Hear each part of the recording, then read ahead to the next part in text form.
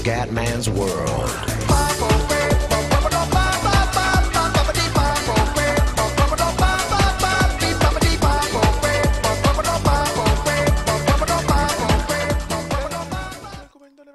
Ragazzi, sono tornato dopo le vacanze meravigliose, veramente sotto tutti i punti di vista, sono bello tranquillo, bello rilassato.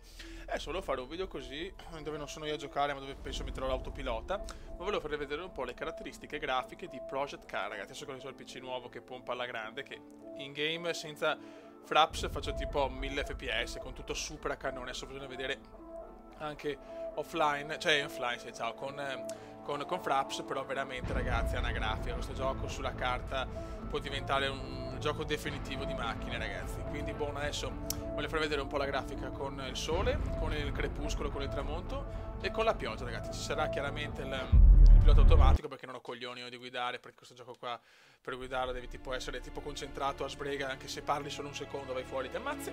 E niente ragazzi, divertitevi lo spettacolo, Project Car.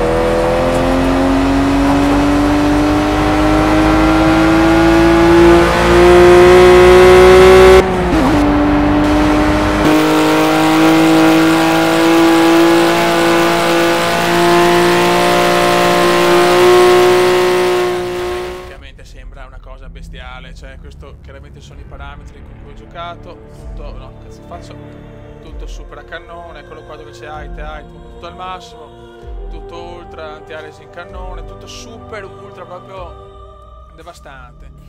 E solo questo non ho ben capito che cazzo vuol dire, cioè VR Predict, boh, che l'ho lasciata così, però veramente il gioco, a mio parere graficamente, a livello di guida è uno dei più belli, sono il più bello graficamente. Chiaramente quando sarà il gioco ufficiale mi piacerebbe fare un po' di video, anche se mi rendo conto che è difficilissimo, è proprio una roba impossibile. E niente raga, con questo piccolo video veloce per far vedere la grafica di Project Car e riprendere un po' l'attività su YouTube e tutto.